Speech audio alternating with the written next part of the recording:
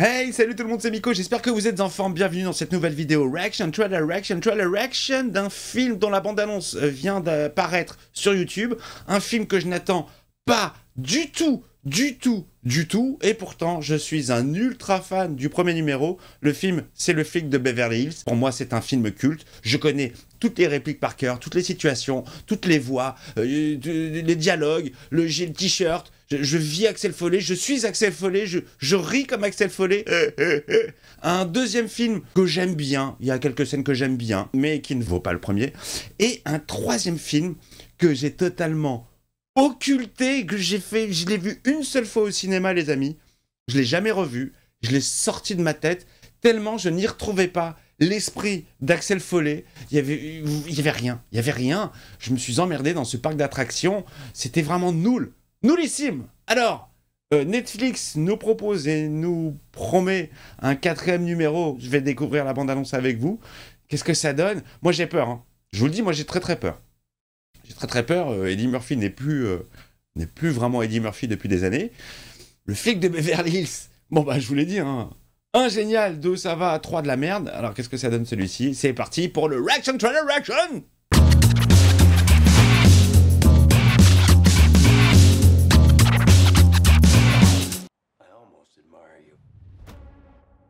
Detroit. Ah, c'est juste sur Netflix?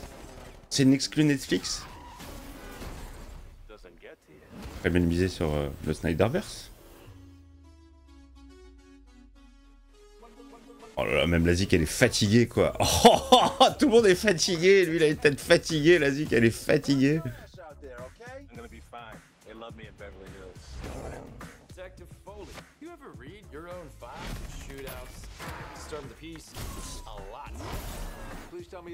Beaucoup d'action.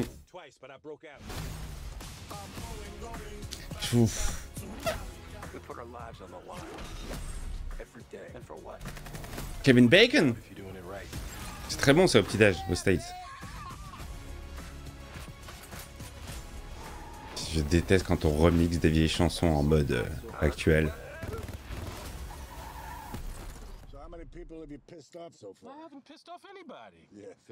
Oh putain les gars. Oh le retour de Taggart et Rosewood. Seulement sur Netflix. Ok. Bon.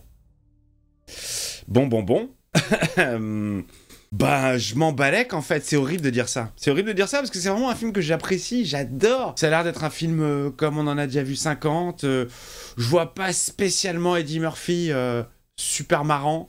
Bon, après, ça n'est qu'une bande-annonce, hein, et ça a l'air très porté sur l'action.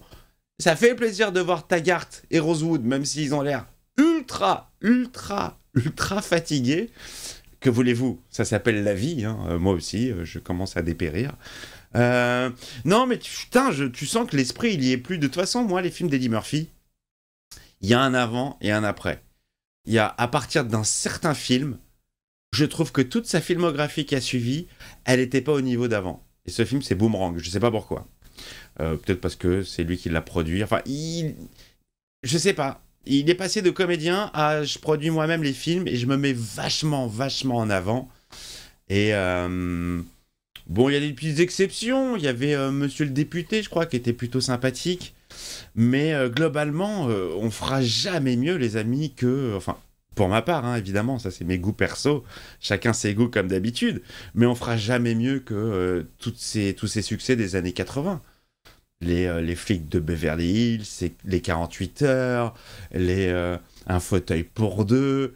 Franchement, c'était, je les regarde souvent, je les revois souvent avec grand plaisir. Toutes ces vannes font mouche. Et puis c'est vrai que la voix française, la voix de Medondo joue beaucoup quand même, joue énormément. Et depuis qu'on l'a perdu malheureusement et que c'est plus lui qui double Eddie Murphy, je trouve que ça enlève plus de la moitié de l'essence du personnage. Et moi, Eddie Murphy, les films d'Eddie Murphy, ça fait ça fait partie de ces films que je regarde en VF. Je connais la voix d'Eddie Murphy en VO pour avoir vu quelques images de ses différents spectacles.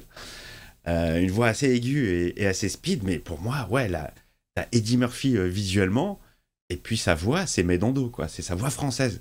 Et c'est pour ça que j'avais été passablement, grandement déçu d'un film comme, je crois que c'était Le Flic de San Francisco, qui n'est plus doublé par Médondo.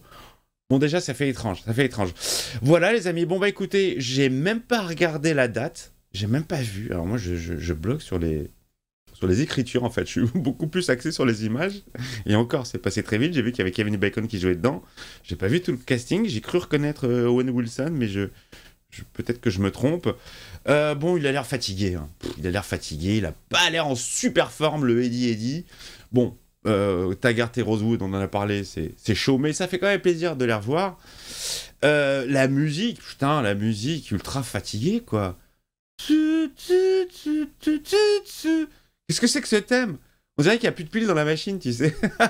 Et puis, comme je vous l'ai dit, j'ai une aversion pour prendre un thème qui a fonctionné à l'époque et le redynamiser en version actuelle avec...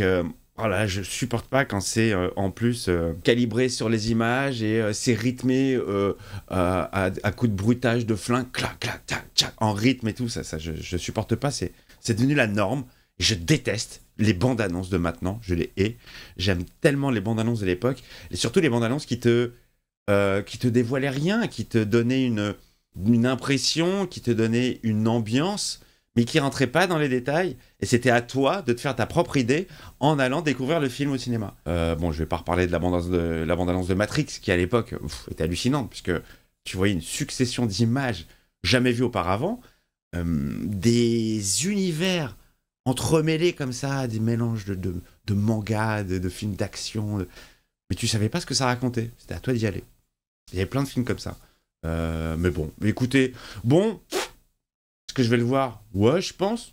Par curiosité. Par curiosité morbide, on va dire. Tout en sachant que, ouais, ça va pas me plaire. J'espère, hein. J'espère avoir une très bonne surprise et qui rentre dans la trilogie, puisque le 3 ne faisant pas partie... franchement, toutes l'aventure de Axel Follet au pays de l'oncle Dave, là, je sais pas quoi, le faux Disneyland, avec des mascottes toutes chum, toutes pourries, j'avais eu une super mauvaise impression. Peut-être qu'il faut que je leur donne une deuxième chance, peut-être qu'il faut que je revoie ce film, voilà, peut-être. Mais je reste sur la première impression où je me suis dit, putain, on a vraiment perdu toute l'essence de ce qui fait le personnage d'Axel Follet. Et de toute façon, voilà, je vous dis, il n'y a pas meilleur que le premier film. Et en plus, dans le premier, il y a Mike de Breaking Bad et de Better Call Saul qui joue dedans, qui joue l'homme de main de Monsieur Maitland, et qui bute Mike Tandino dans la nuque. Voilà. Bon, bah c'est tout ce que je pouvais dire sur Philippe. Voilà, c'est après cette très mauvaise ou plutôt moyenne imitation que je vous embrasse.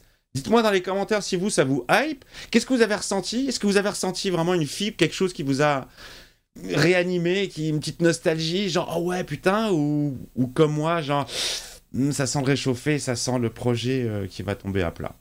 Vous me dites tout, d'accord? On est d'accord? Et vous me mettez le petit pouce aussi, parce qu'un petit pouce, bah, c'est juste un clic, et puis ça aide les vidéos, bizarrement. Hein, c'est pas moi qui fais les règles, c'est l'algorithme de mes couilles.